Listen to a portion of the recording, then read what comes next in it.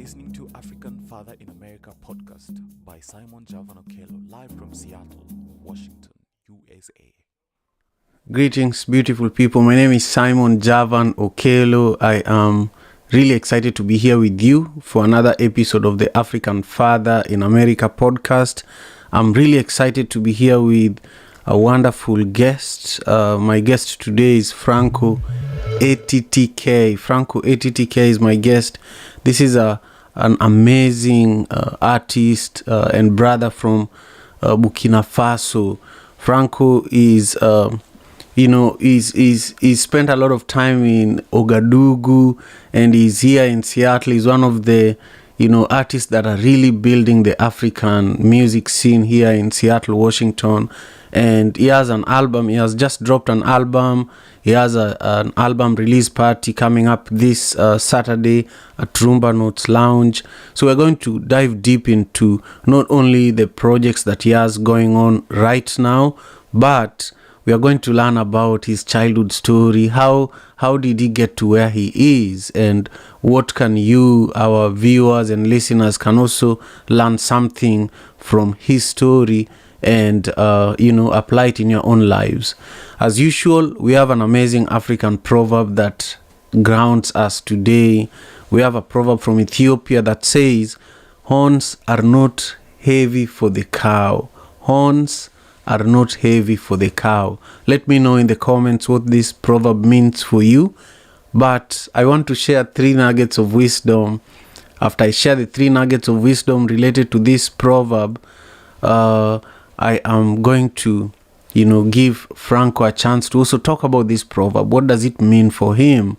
And then after that, we are going to learn about a childhood story that Franco will share with us that really drives who he is as an artist today. And then from there, we will talk about, some of the work that Franco is doing as an artist. What are some of his biggest accomplishments? What are some of the biggest projects he's currently working on? And then you will learn how you can stay connected with him. Currently, we are live on YouTube, we are live on LinkedIn, we are live on Facebook, and we are live on Twitter. But also we are on AMP. AMP is an amazing app that is owned by Amazon Music, and I love going there because you can literally listen to music. For example, Franco's album, you can listen to it right there on AMP, where we are also live with today's episode of the African Father in America podcast. So here is the first nugget of wisdom. This is related to today's proverb. Again, the proverb says that horns are not heavy for the cow. The first nugget of wisdom says that we are capable of handling more than we think. Many times we are faced with situations that we really don't even know if we are going to make it out of it. For example, when I decided that it's time for us to grow Madaraka Festival beyond Seattle and beyond the Kenyan and the African community, so that we make it a national festival here in the US. It was scary and nerve-wracking, but eventually we are now here looking back and seeing what we did, and we now have the courage to even do better. Number 2, the second nugget of wisdom: with hard work and determination, we can overcome any obstacle. I feel like my guest today is a very good example of that. I met him before he finished recording the album that he's about to talk about, but he has overcome so many obstacles, and today he's going to tell us a little bit of how he was able to do that. And finally, we should never give up or doubt ourselves, even in the face of adversity. Here in America, a lot of us struggle. I struggle every day to even move from one place to another. Sometimes as a black person, as an African, you think about your moves very carefully, but we are being reminded by this beautiful proverb that we should never doubt ourselves. We should remember our greatness, and no matter how things are difficult, we should always remember that we are the best, no matter what. So Franco, I want you to talk to us, I want you to add any portion of your introduction. Is there anything that you want people to know about you that I didn't mention at the beginning? And what are your thoughts in regards to today's proverbs? Horns are not too heavy for the cow. All right, good morning, everyone watching. Good morning, Simon. Good morning. It's very nice to be here. Thank you very much for having me today. Um, you did the introduction perfectly, honestly. And yeah, my name is Franco ATTK. My name is my full name is Rimnondo Francis Ramde. But I've been called Franco since I was a little kid. As far as I can remember, people calling me back home was Franco, Franco, and I just kept that name as a stage name. And to jump right into the proverb, horns are not too heavy for a cow. What I take from this is basically that if there's any hardship for me, especially when I'm thinking about it, if there's any hardship that comes your way, it's because you're gonna be able to handle it. I'm thinking nothing can ever be too big for you to handle. When I hear this proverb, that's what I really get from it. And working, meeting the right people, so because sometimes there are people that are going to be there to actually accompany you through your journey. Whatever you go through, whatever you have in front of you, if you have those people, sometimes they will be helping you. And I think nothing can be too big for you to handle. That's what I get from the proverb. I love that. I love that. Yeah, I agree 100%. Many times we are scared. We are scared of what is going to happen if we do what we really want to do, if we pursue our dreams. And I feel that for me, I always think about a childhood story. When I was 8 years old, my mother gave me a bicycle and asked me to help her distribute milk and bread in our neighborhood. And we started work at 2 a.m. in the morning. Before I go to school, I had to drop off bread and milk in small kiosks. When you're in Africa, for those who have lived in the slum, you find that there are small kiosks where they're like grocery stores, but they're small, where a piece of bread is cut into 4 pieces.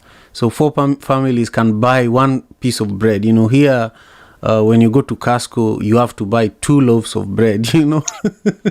So we used to supply these kiosks with bread and milk, and that's really how I learned community building. That's how I learned business. That's how I learned, that's where I got the discipline to be able to even do this show every morning. Franco, share with us your own story, your own childhood story, that whenever you're faced with challenges, you feel like, oh, if I did that, if I went through that, then this is nothing. Yeah. So one of the stories that I can think of, there's a lot of stories, but I'm gonna try to get a short one. As I was growing up, I think I was 6, 7 years old, and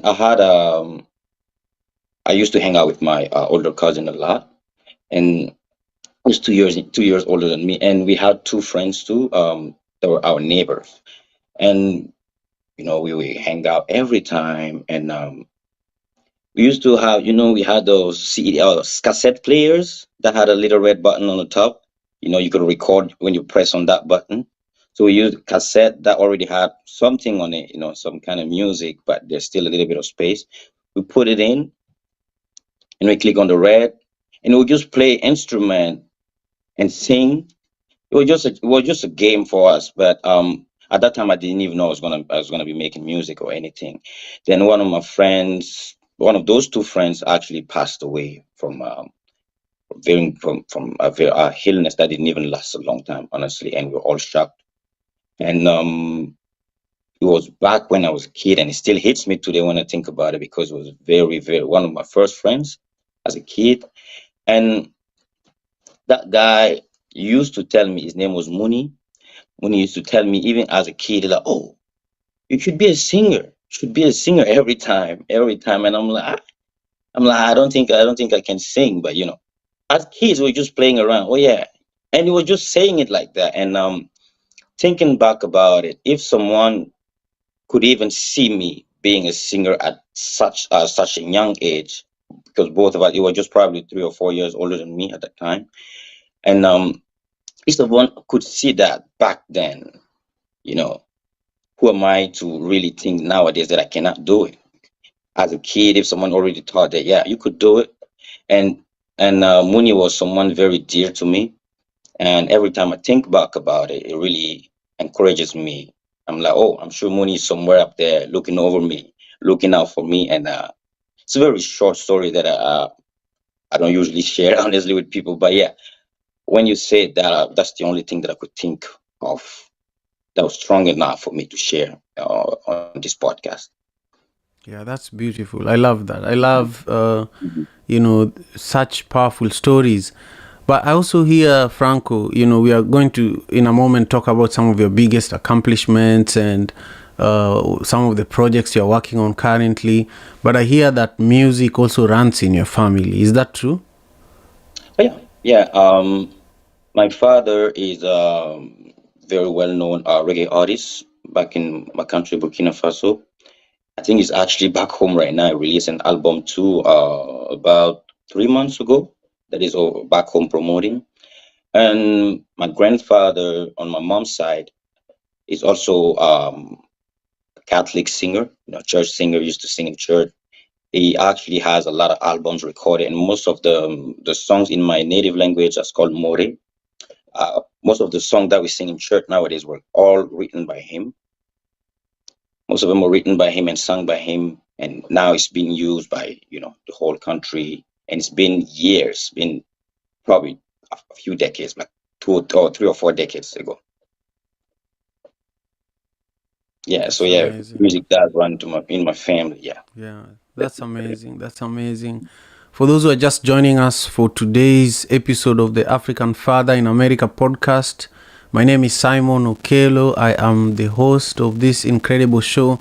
We have published over 400 episodes of the African Father in America podcast.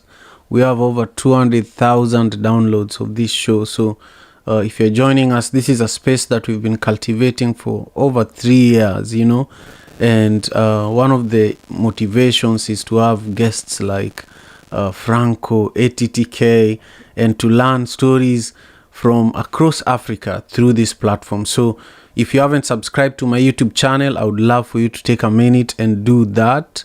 And also share your comments, down below. I see that we've been joined by Kesiwa, who has been a big fan of the show, joining us from California. And Kesiwa is also sharing her own interpretation of today's proverb. I'll read it in a moment. I want you all to continue sharing your comments over there on YouTube so that we know what you think about the conversation I'm having with Franco, and also so that we know your own perspective of today's proverb.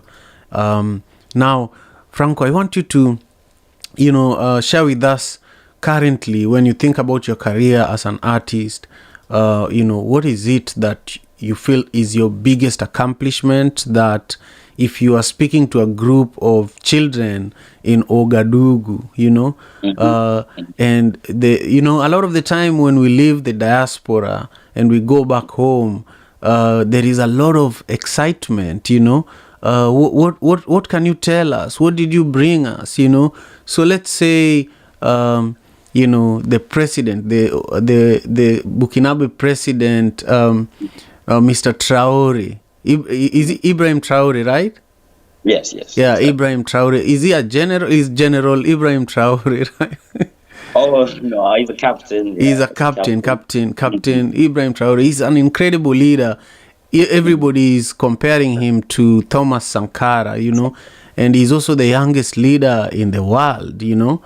Um, Speak to these children. Tell them about your biggest accomplishment, and Captain Traore is also sitting there enjoying the moment. Mhm. Uh, I can think of a lot of things to say to respond to this question, but me being able to release an album was one of my biggest dreams since I started music. I was in a band where were struggling to even get one song in the studio. Didn't even have the money to pay. I remember going with my because we were two in the group, two in the band. We went to a studio and we acted like we had the money and everything to record the songs. I think we recorded 12 songs that day. Not the whole day, but we went that day and we spoke about recording the music. And yeah, it was like, oh, you guys are ready? We're like, yeah, just record. We started recording. We took the whole week and we finished the whole 12 songs. And we didn't even have a penny to even pay to get one of the songs. And he asked us, oh, so now that we're done recording the songs, what are we going to do? How much are you going to proceed for the payment? We're like, we actually don't even have a penny to pay right now. Thinking he would get mad. But he actually said, yeah, having that courage to actually come, knowing that you don't have anything in your pockets, but wanting to do music, it was really encouraging to him. It was really something that he was not expecting to see. Because back home, when you go, you want business, you give the money and you get whatever you want, basically. So we started gathering money, but he was kind enough to give us the first two songs for free, just so we can have a few performances left and right to make a little bit of money to pay him. And for me today, if I want to talk about my biggest accomplishment, I would say it's the album that I was able to release, because now I can see that there's a big work put like behind the scenes when someone is working on his album. I've seen my dad work on his album. I know it's not easy, but I had never done it myself. So I didn't really know how hard it is until I started doing it. I started recording the first song of the album because I was recording here, working with the producer back home, and it was a lot of back and forth. So it was a little hard. I started recording the song back in late 2019. The whole album started recording late 2019, and it took all this time to get all of the 12 songs together. And I'm really, if I can say it here, and I will say it, I'm really proud of myself on that end. And yeah, and I'm thanking all the people that actually helped me make it possible, because I couldn't have done it only by myself, and a lot of people had to put their hands into the work in order to help me achieve that goal today. So yeah, I would say my art, being able to release an album, a music video and an album, was a big accomplishment for me, and I can't wait to have even bigger ones. Yeah. Yeah, I agree. It's no joke. Recording an album and seeing it through is really no joke. We have a lot of people watching the show right now. Where can they go to download and listen to your music currently in this moment? Where can some of our listeners go and support your music? All right. Thank you for asking that question. Okay, so I can be found on any platform, from Spotify to Apple Music to YouTube Music to Boomplay. On every platform you just go ahead and type in Franco ATTK, and you'll be able to see my name, you see my album, you see every project that I've done, every song that I recorded, and not every song that I released. A lot of songs that I recorded that are not public yet, and you'll be able to just have a listen and discover more. Hopefully soon I will have translations, the lyrics and translations for people to be able to just follow through. But yeah, I will have that available on YouTube soon. And actually on my video, when you go on my YouTube channel, you're gonna see a video, a song called El Dorado, and the album's name is also El Dorado. And if you go in, you're able to actually activate the closed captions, and there's an English part of it, and you can follow through the song and get every meaning to every word in that song. Yeah. I love it. I've been very privileged to listen to your album, the whole album, many times. And I've also been privileged to watch you rehearsing for your album release party, which is this Saturday at Rumba Notes in Seattle, Washington. For those who are in Seattle, you have to be there this Saturday. I want you to speak about Savale and then speak about the event this Saturday. Savale is one of the songs on this album. It's my favorite. So, Mm-hmm. and I can't stop singing it. But Mm-hmm. talk about this song, particularly. Why did you write this song, and why should people listen to it? And then talk about the event this Saturday, and what people should look out for. Well, thank you. I remember the first time, on the first rehearsal, I was, because I'm playing with your band, One Vibe Band. Thank you again for accompanying me. Thank you very much to you and all the musicians. And I remember when we did that song, you said, yeah, that was your favorite. I remember. And Sava Ale, uh, meaning it will be all right. Meaning it will be all right. It will be okay. Everything will be all right. Basically, is a song that I wrote in 2014. It's a heartbreak song, actually. It's a heartbreak song. I remember I had a girlfriend at that time that broke up with me for some reason. Even till today, I don't know the reason. And that back then it really hurt me. And I wrote part of the song back in 2014, but actually completed in 2019 because I had forgotten about it. But then I was going through. I'm like, what songs am I gonna put in the album? And that was the first song of the album that I actually recorded. I finished it. I recorded. I had a melody in my head, and I just hummed it and sent it to my producer back home. He created something for me, a beat to just put the song on. And yeah, Savale is a message to. It's not only about the heartbreak side. It's also a message to basically, because in the song I say that I know I'm in that hole, but you can leave. Yeah, people that don't really stay there when you really need them, when they're not around when you need them. You just tell them you can go. You can go. It's fine. I know someday I'm gonna see the light, even though right now I'm in a hole. I'm climbing and I'm making my way to the top. And one day I think I'm gonna be able to see the light, and I know it's gonna come. That's basically what Savali is about. You see, this is why I love this song, because right now I'm in a place where I just need my spirit to be lifted, and that song is it lifts your spirit. I think music is medicine, and to a certain degree, for me personally, when I sing, when I listen to music, I look for healing, when I play music for my children too, children are very clear in Mm. their response to anything that they come across, and so sometimes you just see them moving their body in a certain way, that we grown-ups, we control ourselves too much. So if you want to know music is good, play it for children. And I did that with Savale, and the Mhm. response was just the way it was for me, so great work on your album. And as Franco said, you should check out his music across all music streaming platform. But also this Saturday, we are going to be live in Seattle, Washington, at Rumba Notes, which is a very, very popular live music venue. I first met you at Rumba Notes, Franco.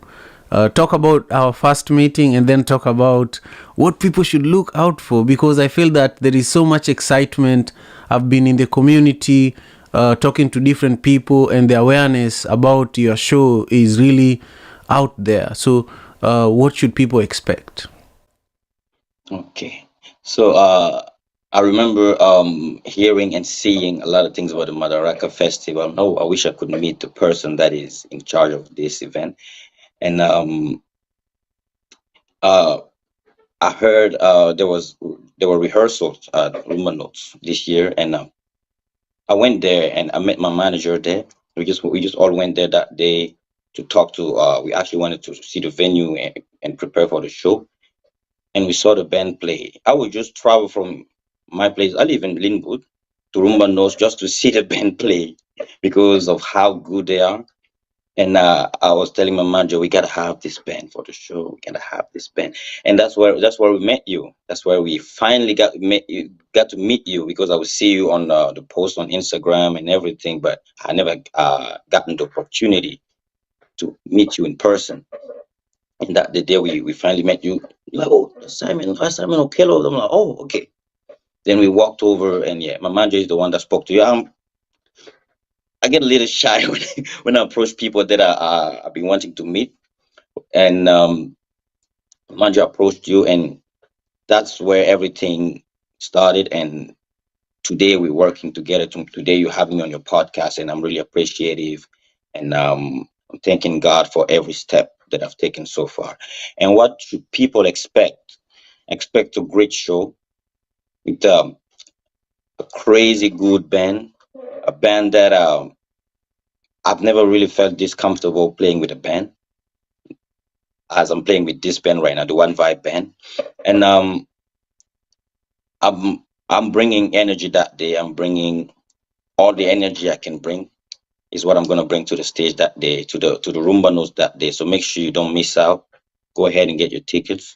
We're gonna be playing live. There's gonna be other upcoming artists like myself that are gonna be opening for me. I received a lot of help that I really didn't think I would be getting. Maybe if you asked me a couple of years back, or even 6 months ago, 6, 7 months ago. But I get to work with great people, and I'm really thankful. So please don't miss out. Saturday, the doors will open at 7. Doors will open at 7, and we're gonna party until we're tired, until we're tired, basically. Man, I can't So, wait. I can't wait. mhm. If you're watching the show right now, I want you to go to Eventbrite and get your ticket in advance, because one of the things with African shows, whether it's in Africa or here, people go last minute to look for tickets. Then you end up being disappointed. So I want you to go to Eventbrite today and get your ticket. Look for what should they look for? Is it El Dorado album release party?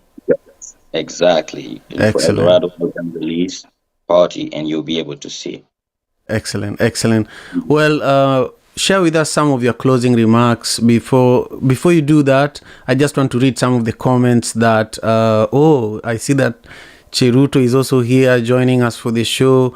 Kesiwa is joining us for the show. Kesiwa shared her own feedback, her own comments in regards to today's proverb, and she's saying that heavy is the head that wears the crown. Seems to be a direct contrast to this proverb. I am going to think on this some more. That's Kesiwa. And I asked Kesiwa where is she joining us from, and she said she's joining us from Antelope Valley, California, by way of Ghana.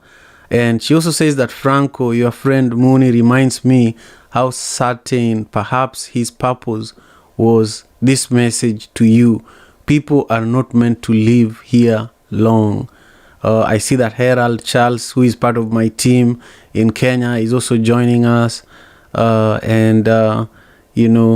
Vibe TV is also saying that this is an awesome show. If you want to watch all the Madaraka Festival content, you go to One Vibe TV. And then Cheruto Chebi is also joining us here, saying that nothing is heavy for you to carry. Our deepest fear is not that we are inadequate. Our deepest fear is that we are powerful beyond measure. I love that. I feel like that's a message for me and to all of us. And then Martin, who is our graphic designer, he's also part of the One Vibe team, is joining us from Kenya. He's just saying he's joining from Kenya. Anyway, Franco, share your closing remarks before we wrap up the show.